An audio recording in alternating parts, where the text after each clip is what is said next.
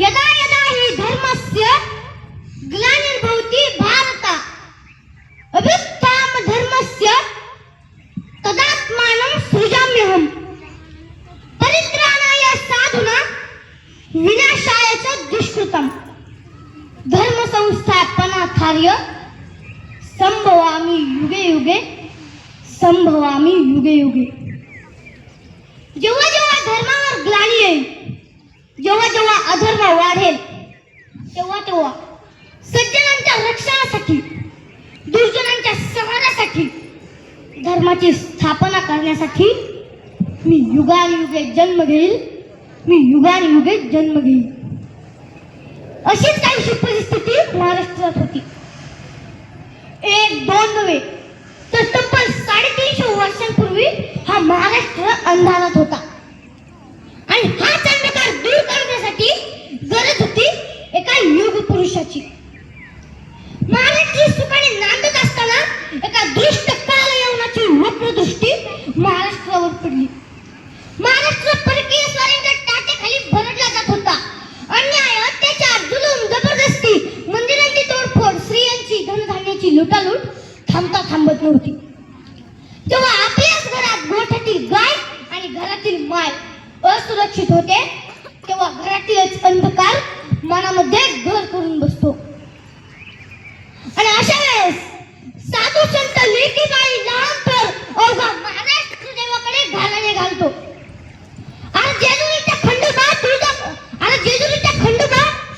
तुळजापूरची भवानी आई दार उघड, दार उघड आई दार उघड।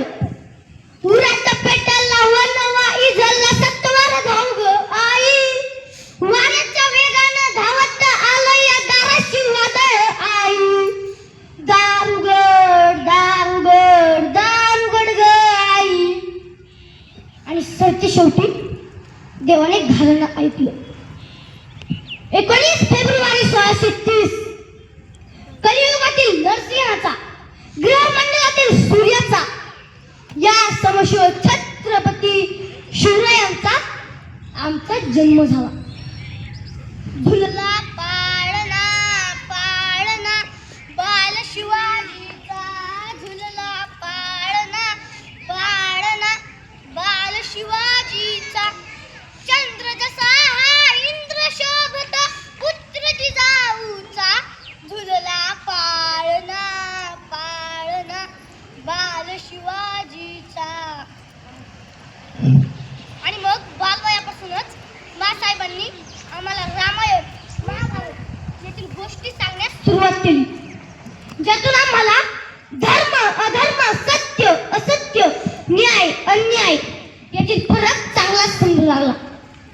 शस्त्रांसह शास्त्र शिकवण्यासाठी शहाजीराजांनी अनेक कर्तबगार माणसे नेमली।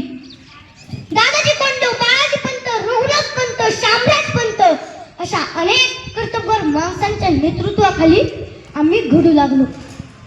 मासाहेब नेहमी सांगायच्या, शिवबा, एकटे नेतृत्व कधी साम्राज्य उभे करू शकत नाही, त्यासाठी गरज असते ती कर्तबगार माणसे, निष्ठावंत मावळे घडवण्याची।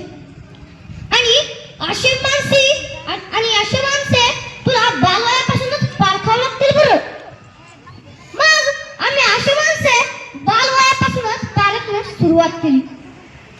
तानाजी माणूस रे, यसाजी कंक, सूर्याजी, कान्होजी, बाजी जेजे अशा अनेक सवंगड्यांसोबत आम्ही शपथ घेतली स्वराज्य स्थापनेची। रायरेश्वराच्या मंदिरात शपथ घेतली आणि स्वराज्याची घोडदौड सुरू झाली। तोरणा किल्ला जिंकून आम्ही जणू स्वराज्याचे तोरणच बांधले।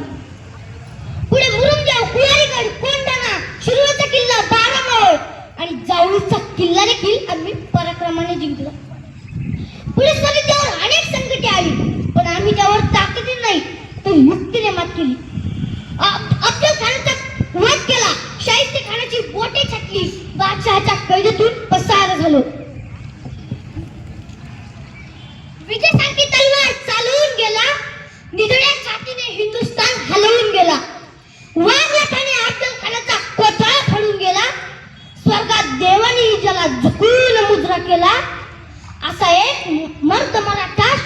राजा होऊन गेला, शिवाजी राजा होऊन गेला.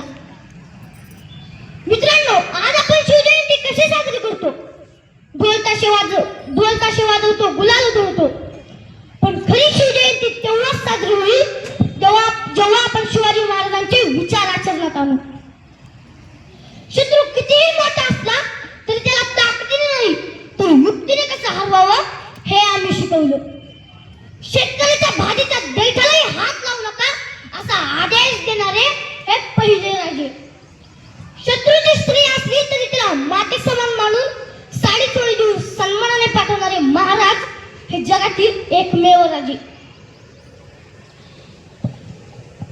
मित्रांनो, संकटाच्या वेळी मार्ग काढणे म्हणजे शिवाजी महाराज.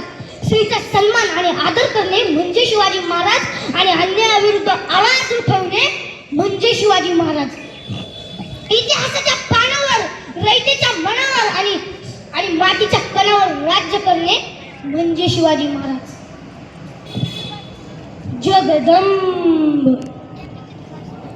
प्रौढ प्रताप पुरंदर क्षत्रिय कुलवतंस सिंहासनाधीश्वर महाराजाधिराज योगिराज श्रीमंत श्री श्री श्री छत्रपती शिवाजी महाराज की जय. जय भवानी, जय शिवाजी, जय भवानी, जय शिवाजी. धन्यवाद.